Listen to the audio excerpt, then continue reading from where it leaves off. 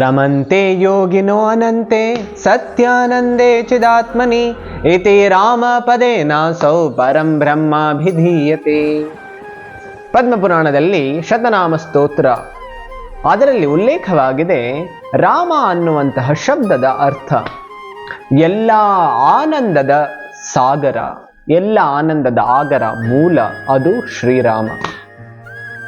ಎಲ್ಲ ಯೋಗಿಗಳು ರಮಂತೆ ಯೋಗಿನೋ ಅನಂತೆ, ಎಲ್ಲ ಯೋಗಿಗಳು ಆ ರಾಮ ಅನ್ನುವಂತಹ ಶಬ್ದವನ್ನ ಕೀರ್ತನೆಯನ್ನ ಮಾಡ್ತಾ, ನಾಮ ಜಪವನ್ನ ಮಾಡ್ತಾ ಅವರು ಆನಂದದ ಸಾಗರದಲ್ಲಿ ಮುಳುಗ್ತಾ ಇದ್ದಾರೆ. ಪರಮ ಯೋಗಿ ಯಾರು ಅಂತ ಹೇಳಿದ್ರೆ ಶಿವ, ಮಹಾದೇವ್. ಇವರಿಗೆ ಒಮ್ಮೆ ಪಾರ್ವತಿ ದೇವಿಯವರು ಬಂದು ಒಂದು ಪ್ರಶ್ನೆಯನ್ನ ಕೇಳ್ತಾರೆ. ನಾನು ಹಿಮಾಲಯದಲ್ಲಿ ನೋಡ್ತಾ ಇದ್ದೀನಿ, ಎಷ್ಟೊಂದು ಯೋಗಿಗಳು ಕೂತ್ಕೊಂಡು ಅಲ್ಲಿ ತಪಸ್ಯವನ್ನ ಮಾಡ್ತಾ ಇದ್ದಾರೆ, ಧ್ಯಾನವನ್ನ ಮಾಡ್ತಾ ಇದ್ದಾರೆ. ಅವರು ಯಾರು ಧ್ಯಾನವನ್ನ ಮಾಡ್ತಾ ಇದ್ದಾರೆ?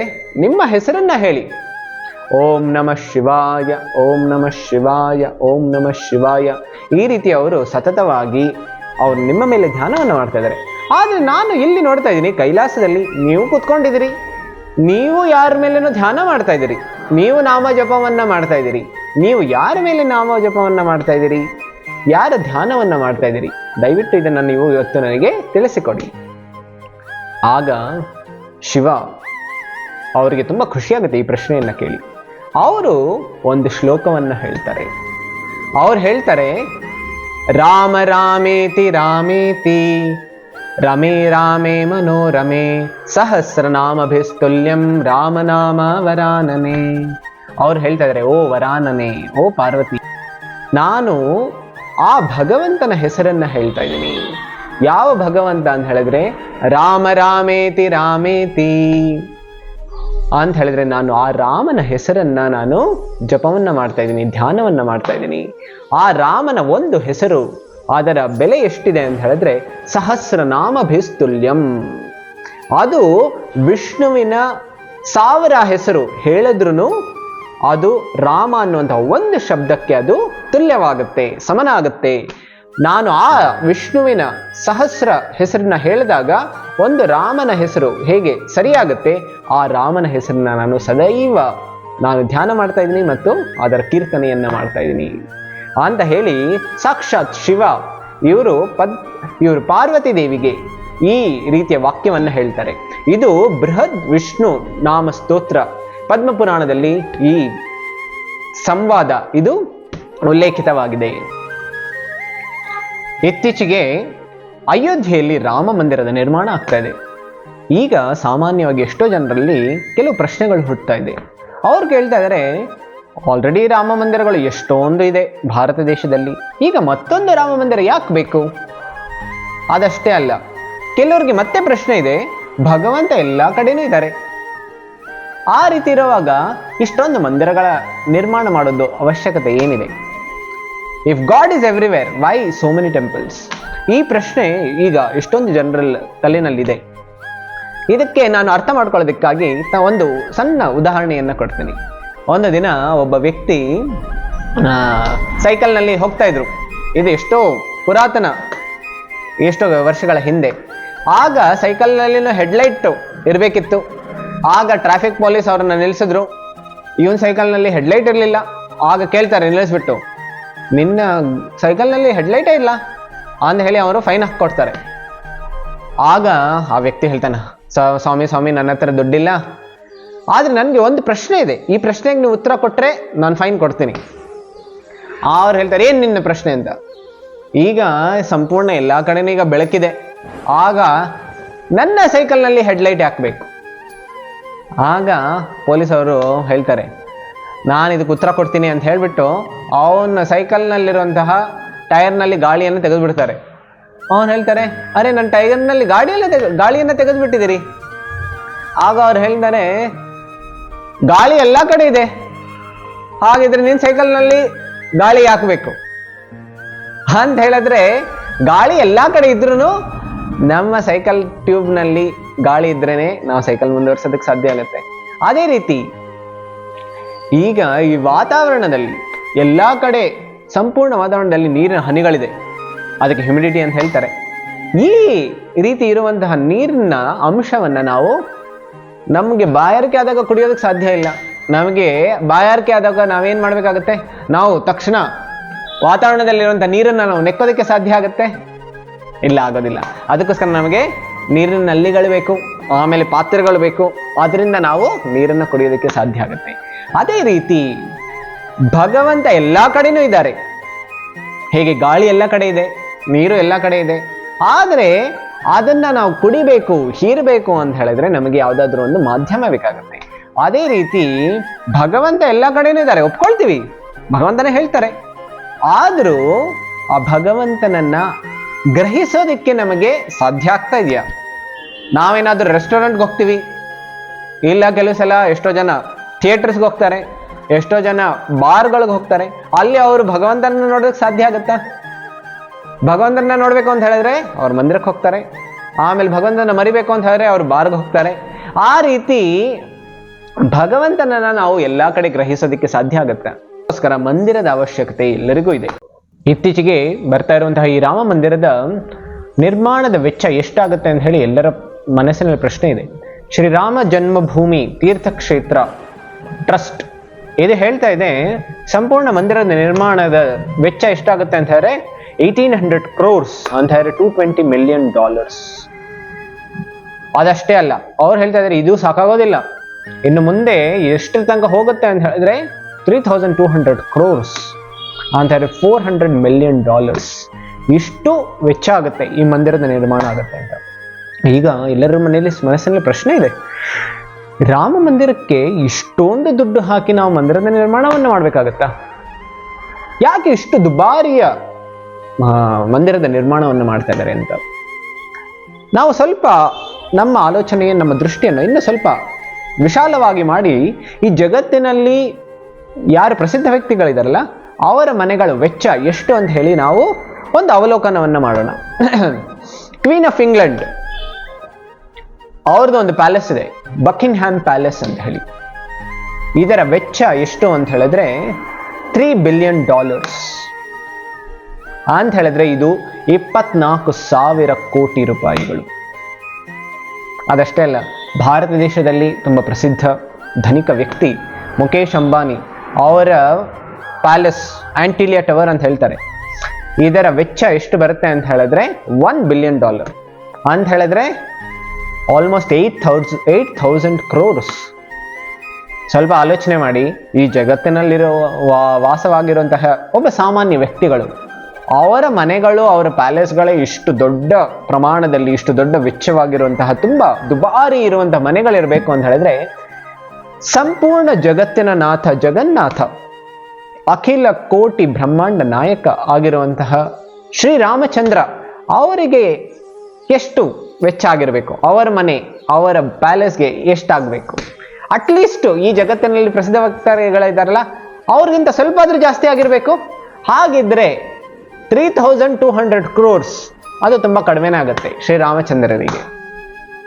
ಈಗ ಮತ್ತೆ ಕೆಲವರು ಪ್ರಶ್ನೆಯನ್ನು ಮಾಡ್ತಾರೆ, ಇಷ್ಟೊಂದು ದುಡ್ಡು ಮಂದಿರದ ನಿರ್ಮಾಣ ಮಾಡೋದಕ್ಕೆ ಹಾಕೋ ಬದಲು ಯಾವ್ದಾರ ಒಂದು ದೊಡ್ಡ ಯೂನಿವರ್ಸಿಟಿ ಓಪನ್ ಮಾಡ್ಬೋದು, ಆಗ ಎಷ್ಟೋ ಜನ ವಿದ್ಯಾರ್ಥಿಗಳು ವಿದ್ಯೆಯನ್ನೇ ಪಡಿತಾರೆ. ಅದಷ್ಟೇ ಅಲ್ಲ, ಯಾವ್ದಾರ ಒಂದು ದೊಡ್ಡ ಹಾಸ್ಪಿಟಲ್ ಏನಾದ್ರು ನಿರ್ಮಾಣ ಮಾಡಿದ್ರೆ ಯಾರು ಎಲ್ಲ ರೋಗಿಗಳು ಅವರೆಲ್ಲ ವಾಸ ಆಗುತ್ತೆ.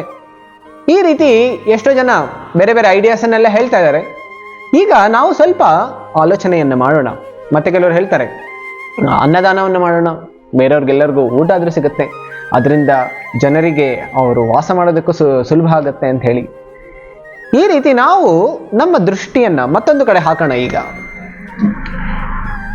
ಇದು ಎಕನಾಮಿಕ್ ಟೈಮ್ಸ್ ಮಾರ್ಚ್ 2018 ಆಗ ಅವರು ಒಂದು ಸರ್ವೇನಲ್ಲಿ ರಿಪೋರ್ಟ್ ಬರೀತಾರೆ. ಅವ್ರು ಹೇಳ್ತಾರೆ ಸ್ವಿಸ್ ಬ್ಯಾಂಕ್ನಲ್ಲಿ ಇಂಡಿಯನ್ ಬ್ಲ್ಯಾಕ್ ಮನಿ ಎಷ್ಟಿದೆ ಅಂತ ಹೇಳಿದ್ರೆ 300 lakh crores rupees.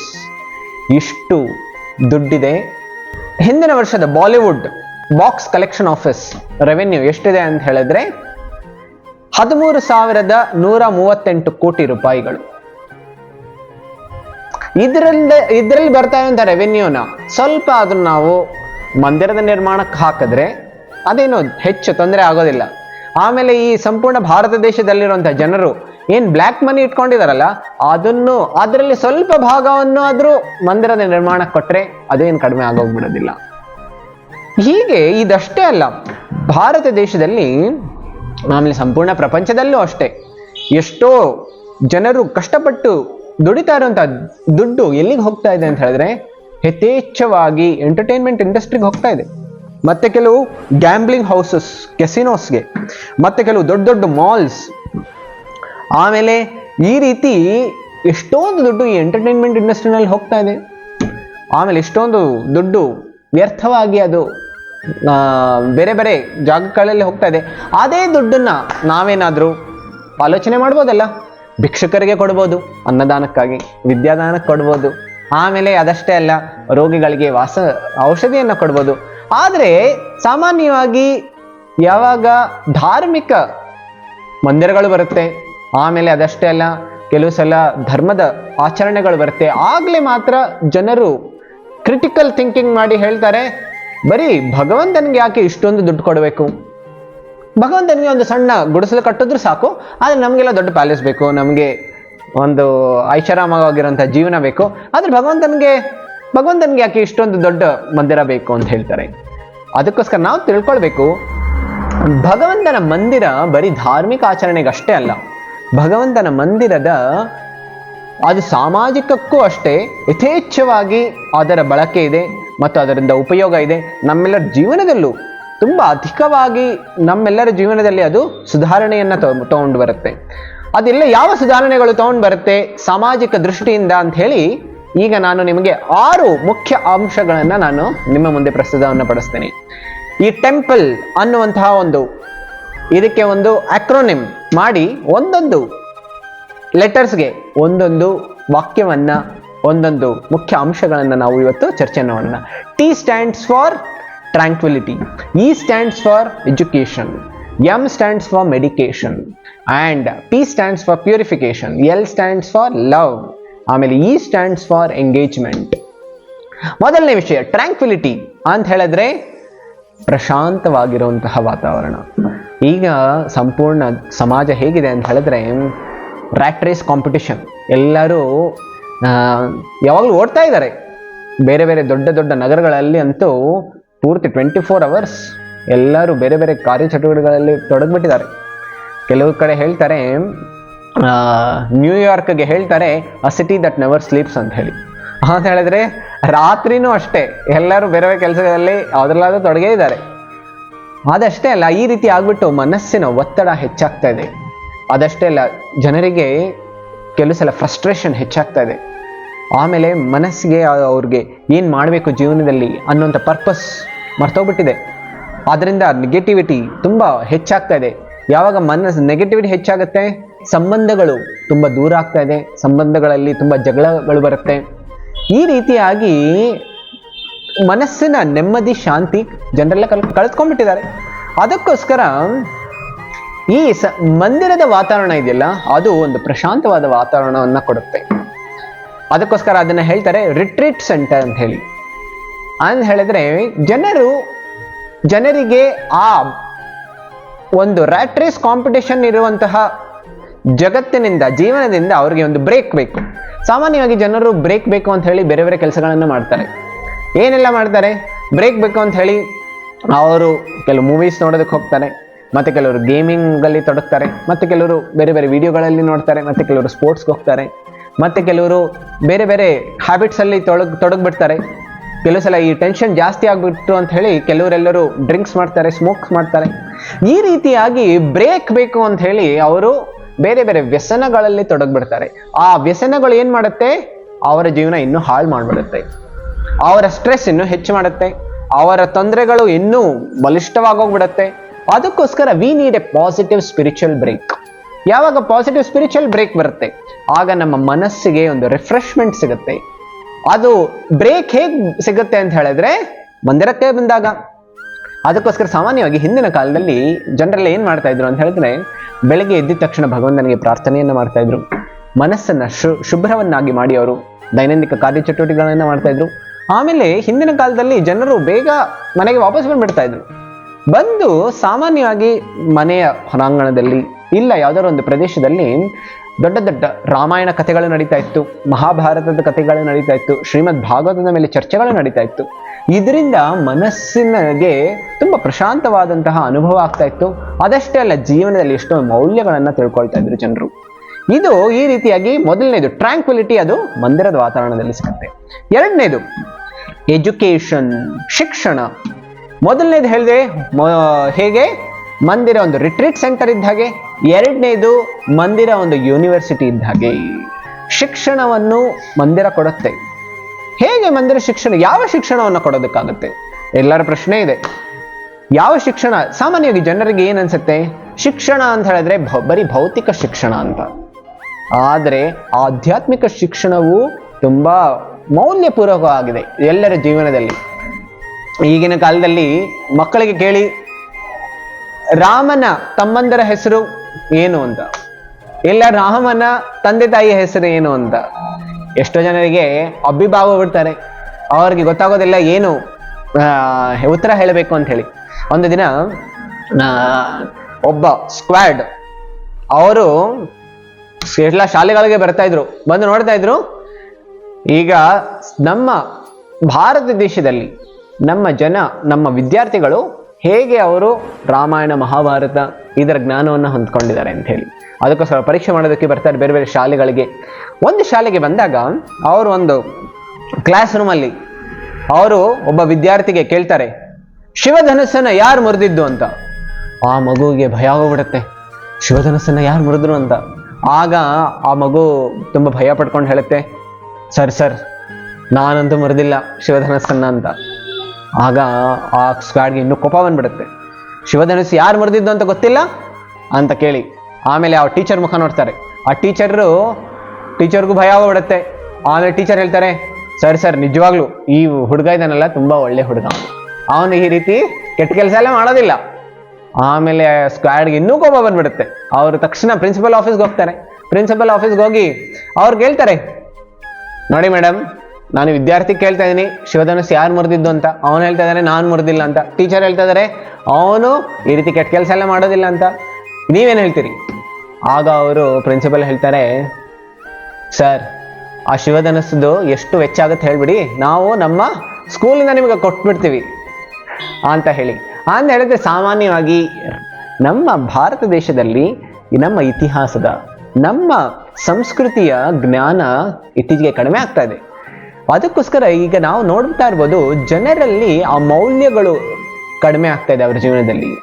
ಅವರ ಜೀವನ ಯಾಕೆ ಮಾಡಬೇಕು, ಹೇಗೆ ಮಾಡಬೇಕು, ಅದಕ್ಕೋಸ್ಕರ ಈಗ ನಾವು ಪಾಶ್ಚಾತ್ಯ ಸಂಸ್ಕೃತಿಯನ್ನು ನಾವು ಎಲ್ಲ ತಗೊಳ್ತಾ ಇದ್ದೀವಿ.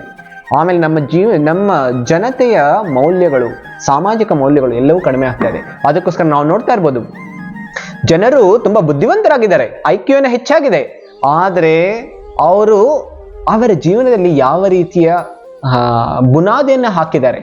ಈಗ ನೋಡ್ತಾ ಇರ್ಬೋದು, ತುಂಬಾ ಪ್ರಸಿದ್ಧ ಬುದ್ಧಿವಂತ ವ್ಯಕ್ತಿಗಳು, ಅವರು ಅವರ ಜೀವನದಲ್ಲಿಯೇ ಅವರಿಗೆ ಜೀವನದ ಗುರಿ ಗೊತ್ತಿಲ್ಲ. ಅದಷ್ಟೇ ಅಲ್ಲ, ಕೆಲವರು ದೊಡ್ಡ ದೊಡ್ಡ ಟೆರರಿಸ್ಟ್ ಇರ್ಬೋದು.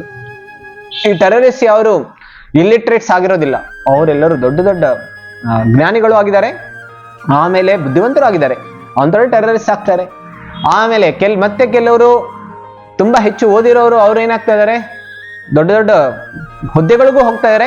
ಆಮೇಲೆ ಯಾವಾಗ ಮೌಲ್ಯಗಳು ಜೀವನದಲ್ಲಿ ಇರೋದಿಲ್ಲ, ಆಗ ಅವರು ಅಲ್ಲಿ ಆ ಹುದ್ದೆಗಳಿಗೆ ಹೋದ್ಮೇಲೆ ಅಲ್ಲಿನ ಪವರ್ ಪೊಸಿಷನ್ ಉಪಯೋಗಿಸಿ ಬೇರೆಯವ್ರ ಮೇಲೆ ಶೋಷಣೆಯನ್ನ ಮಾಡ್ತಾರೆ. ಮತ್ತೆ ಕೆಲವು ಸಲ ದೊಡ್ಡ ದೊಡ್ಡ ಸ್ಕ್ಯಾಂಡಲ್ ನಲ್ಲಿ ಅವರು ಒಳಗಾಗೋಗ್ಬಿಡ್ತಾ ಇದ್ದಾರೆ. ಈ ರೀತಿಯಾಗಿ ಕರಪ್ಷನ್ ಹೆಚ್ಚಾಗ್ತಾ ಇದೆ. ಅದಕ್ಕೋಸ್ಕರ ಬರೀ ಜನರಿಗೆ ಭೌತಿಕ ಶಿಕ್ಷಣ ಅಷ್ಟೇ ಕೊಡಬಾರ್ದು, ಅದ್ರ ಜೊತೆ ಆಧ್ಯಾತ್ಮಿಕ ಶಿಕ್ಷಣವನ್ನು ಕೊಡಬೇಕು. ಆಧ್ಯಾತ್ಮಿಕ ಶಿಕ್ಷಣದ ಜೊತೆ ಮೌಲ್ಯಗಳು ಜನರ ಜೀವನದಲ್ಲಿ ಬರುತ್ತೆ. ಆಮೇಲೆ ಅವರ ಜೀವನ ಸಂತೃಪ್ತಿಯಾಗಿರುತ್ತೆ, ಅವರ ಜೀವನದ ಗುರಿ ಗೊತ್ತಾಗುತ್ತೆ.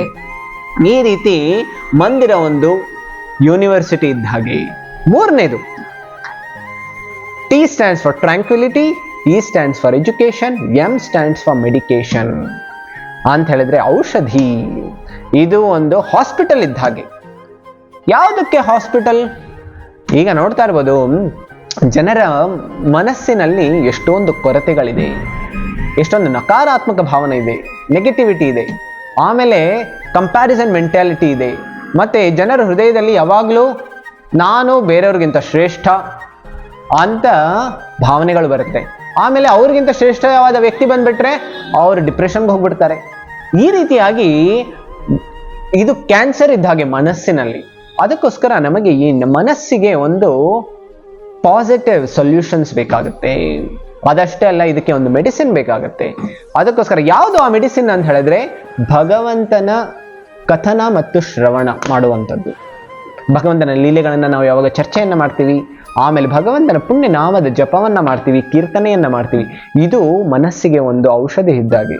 ನಾವು ನೋಡ್ತಾ ಇರ್ಬೋದು ಎಷ್ಟೋ ಮಂದಿ ಅವರು ಭಗವಂತನ ಪುಣ್ಯ ನಾಮದ ಜಪವನ್ನ ಯಾವಾಗಲೂ ರೆಗ್ಯುಲರ್ ಆಗಿ ಮಾಡ್ತಾ ಇದ್ದಾರೆ, ಅವರ ಮನಸ್ಸಿನ ಕುಂದು ಕೊರತೆಗಳೆಲ್ಲ ಹೋಗ್ಬಿಡುತ್ತೆ, ನೆಗೆಟಿವಿಟಿ ಹೋಗ್ಬಿಡುತ್ತೆ. ಅವ್ರಿಗೆ ಯಾವಾಗಲೂ ಪಾಸಿಟಿವಿಟಿ, ಎನರ್ಜಿ ಇದೆಲ್ಲವೂ ಹೆಚ್ಚಾಗುತ್ತೆ, ಯಾವಾಗಲೂ ಆಪ್ಟಿಮಿಸ್ಟಿಕ್ ಆಗಿರ್ತಾರೆ.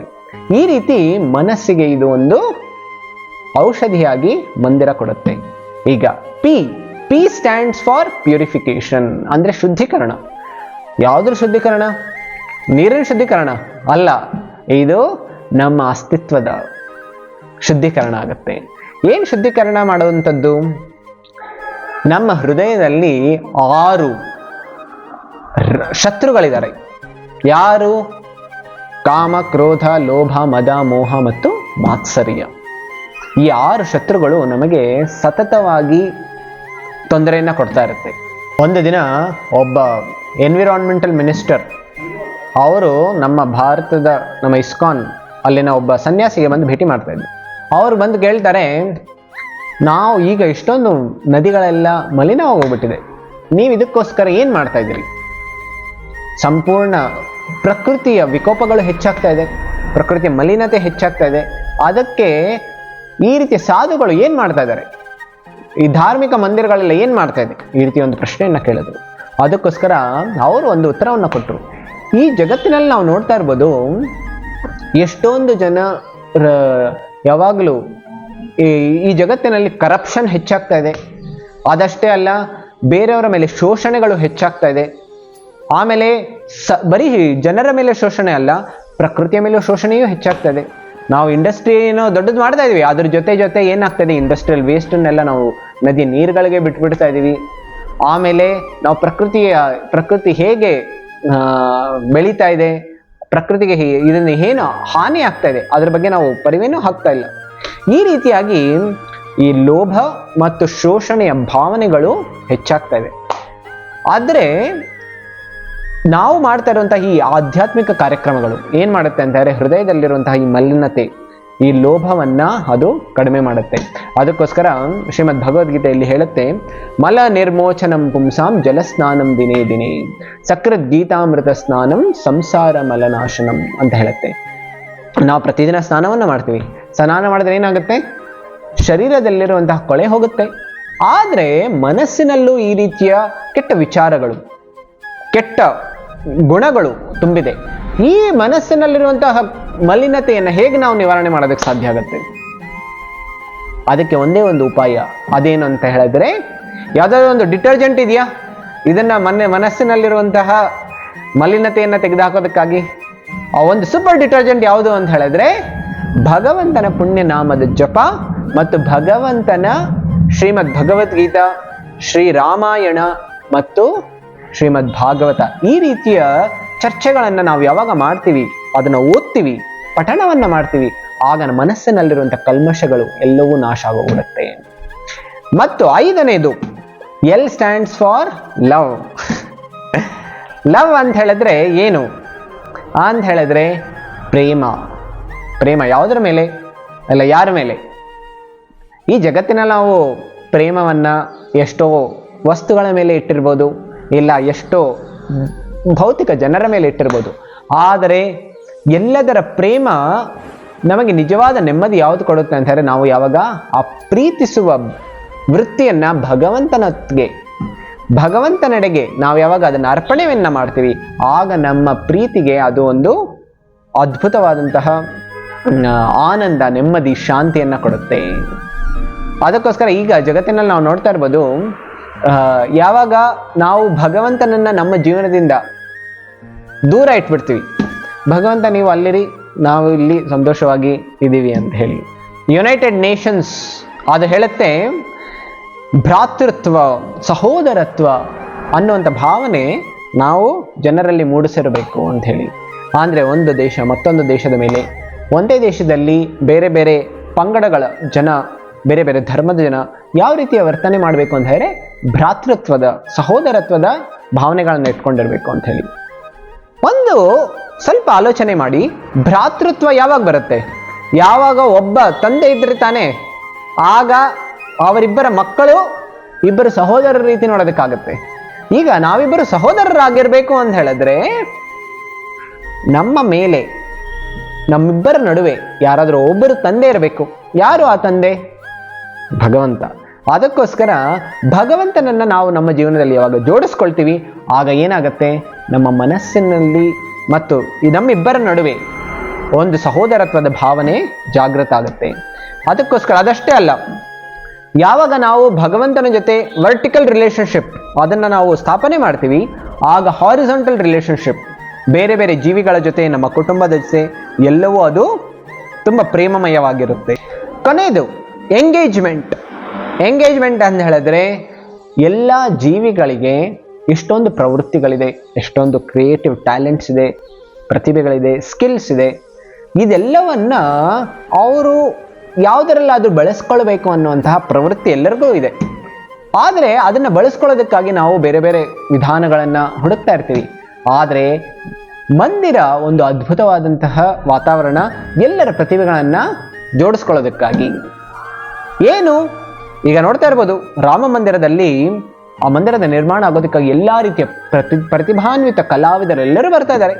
ಅದಷ್ಟೇ ಅಲ್ಲ, ಎಲ್ಲ ಮಂದಿರವನ್ನು ನಿರ್ಮಾಣ ಮಾಡಬೇಕು ಅಂತ ಹೇಳಿದ್ರೆ ಶಿಲ್ಪಕಾರರು ಬೇಕು, ವಿಗ್ರಹ ಕೆತ್ತನೆ ಮಾಡೋರು ಬೇಕು, ಆಮೇಲೆ ಗಾಯಕರು ಬೇಕು, ಆಮೇಲೆ ವಾದ್ಯವನ್ನು ನುಡಿಸೋರು ಬೇಕು, ಅದಷ್ಟೇ ಅಲ್ಲ ನೃತ್ಯಕಾರರು ಬೇಕು. ಈ ರೀತಿ ಎಲ್ಲ ರೀತಿಯ ಇಂಜಿನಿಯರ್ಸ್ ಬೇಕು, ಅದಷ್ಟೇ ಅಲ್ಲ ಆಮೇಲೆ ಅಡ್ಮಿನಿಸ್ಟ್ರೇಟರ್ಸ್ ಬೇಕು. ಎಲ್ಲ ರೀತಿಯ ಜನರು ಹೆಚ್ಚಾಗುತ್ತೆ. ಆಮೇಲೆ ಎಲ್ಲರಿಗೂ ಆಪರ್ಚುನಿಟೀಸು ಹೆಚ್ಚು ಸಿಗುತ್ತೆ. ಈ ರೀತಿ ಎಂಗೇಜ್ಮೆಂಟ್ ಅನ್ನುವಂಥದ್ದು ಹೆಚ್ಚು ಸಿಗುತ್ತೆ. ಈ ರೀತಿ 6 ಸಾಮಾಜಿಕ ಮೌಲ್ಯಗಳನ್ನು ಮಂದಿರ ತಂದುಕೊಡುತ್ತೆ. ಮೊದಲನೇದು ಟ್ರ್ಯಾಂಕ್ವಿಲಿಟಿ. ಅದು ಮಂದಿರ ಹೇಗೆ ಮಾಡುತ್ತೆ ಅಂತ ಹೇಳಿದ್ರೆ ಒಂದು ರಿಟ್ರೀಟ್ ಸೆಂಟರ್ ಥರ ಮಾಡುತ್ತೆ.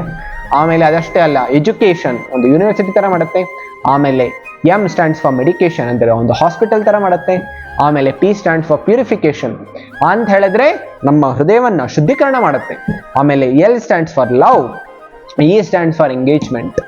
ಈ ರೀತಿಯಾಗಿ ಮಂದಿರ ಅನ್ನುವಂಥದ್ದು ಬರೀ ಒಂದು ಧಾರ್ಮಿಕ ಆಚರಣೆ ಅಷ್ಟೇ ಅಲ್ಲ, ಇದು ಸಮಾಜಕ್ಕೂ ಅದು ಯಥೇಚ್ಛವಾಗಿ ಅದು ಸಹಾಯವನ್ನು ಮಾಡುತ್ತೆ. ಪ್ರತಿಯೊಂದು ದೇವಾಲಯವು 5 ವಸ್ತುಗಳನ್ನು ವಿತರಣೆ ಮಾಡುತ್ತೆ ಎಲ್ಲರಿಗಾಗಿ. ಯಾವುದು ಅಂತ ಹೇಳಿದ್ರೆ ಭಗವಂತನ ವಿಗ್ರಹಗಳ ಅದ್ಭುತವಾದಂತಹ ದರ್ಶನ. ಭಗವಂತನ ದರ್ಶನ ಮಾಡಿದ ತಕ್ಷಣ ಎಲ್ಲರ ಮನಸ್ಸು ಶುದ್ಧೀಕರಣವಾಗುತ್ತೆ.